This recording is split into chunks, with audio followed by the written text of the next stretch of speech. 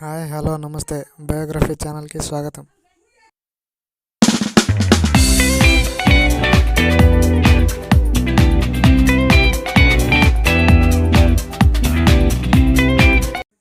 ఈ వీడియో మీకు నచ్చినట్లయితే లైక్ చేయండి, షేర్ చేయండి. మరిన్ని అప్డేట్స్ కోసం మా ఛానల్ని సబ్స్క్రైబ్ చేయండి. ఈ వీడియోలో ఆంధ్రప్రదేశ్ రాష్ట్ర ముఖ్యమంత్రులలో ఒకరైనటువంటి శ్రీ కాసు బ్రహ్మానందరెడ్డి గురించి తెలుసుకుందాం.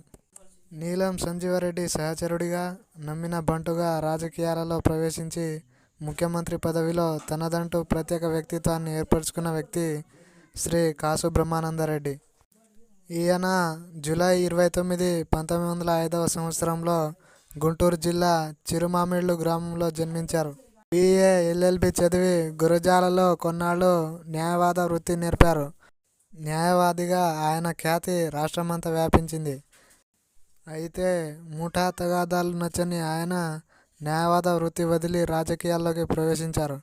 1936లో 27 ఏళ్ల వయసులో ఒంగోలు బోర్డు చైర్మన్ అయ్యారు. 1955లో కాంగ్రెస్ పార్టీ ప్రధాన కార్యదర్శి అయ్యారు. సంజీవరెడ్డి సన్నిహితుడు కావడంతో ఆయన మంత్రివర్గంలో బ్రహ్మానందరెడ్డి గారు మంత్రి కావటం జరిగింది. 1957లో స్థానిక స్వపరిపాలన మంత్రిగా, సంజీవయ్య గారి మంత్రివర్గంలో ఆర్థిక శాఖ మంత్రిగా, 1962లో సంజీవరెడ్డి మంత్రివర్గంలో సహకార మంత్రిగా కూడా బాధ్యతలను స్వీకరించారు. 8 సంవత్సరాలు వరుసగా వివిధ బాధ్యతలతో మంత్రి పదవులు నిర్వహించిన బ్రహ్మానందరెడ్డి ఫిబ్రవరి 23, 1964న ఆంధ్రప్రదేశ్కు 3వ ముఖ్యమంత్రిగా పదవి స్వీకార ప్రమాణం చేశారు. ఆయన ముఖ్యమంత్రిగా ఉన్నప్పుడు ఉస్మానియా విశ్వవిద్యాలయం ఆందోళన, విశాఖ ఉక్కు ఫ్యాక్టరీ ఉద్యమం వంటి ఉద్యమాలు జరిగాయి. ఎన్ని సంకటాలున్నా అధిగమించి 1967లో ఎన్నికలలో గెలిచి తిరుగులేని నాయకుడిలా నిలిచారు. అయితే రెండవ పదవీ కాలంలో అన్నింటికన్నా క్లిష్టమైన తెలంగాణ ఉద్యమాన్ని ఆయన ఎదుర్కోవాల్సి వచ్చింది.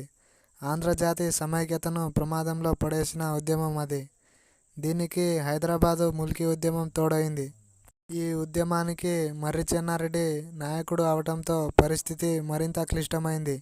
ఇదే సమయానికి తెలంగాణ ఉద్యమం తీవ్రతరం కావటంతో బ్రహ్మానందరెడ్డికి పదవి వదులుకోవాల్సి వచ్చింది. ఈయన పాలనా కాలంలోనే నక్సలైట్ ఉద్యమానికి బీజాలు పడ్డాయి. కొన్నాళ్ళు రాజకీయ వనవాసం చేశారు. ఇందిరాగాంధీ ఆయనను 5వ ఫైనాన్స్ కమిషన్కు చైర్మన్గా, తరువాత కేంద్ర గృహశాఖ మంత్రిగా నియమించిన ఆయన గృహశాఖ మంత్రిగా ఉన్నప్పుడే దేశంలో అత్యవసర పరిస్థితి విధించటంతో ఆయన అధికారం నామమాత్రమే అయ్యింది. 1977 తర్వాత ఆయన కాంగ్రెస్ ఆర్ పార్టీలో చేరి చరణ్ సింగ్ క్యాబినెట్లో కొన్నాళ్ళు పనిచేశారు. 1980లో మళ్ళీ కాంగ్రెస్ పార్టీలో చేరారు.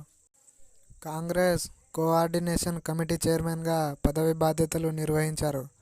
ఆ తర్వాత ఎన్నికలలో ఘోరంగా పరాజయం చెందటంతో బ్రహ్మానందరెడ్డి రాజకీయ జీవితం పూర్తిగా అంతమైంది. తరువాత మహారాష్ట్ర గవర్నర్గా పనిచేసి 1994లో ఆయన మరణించారు.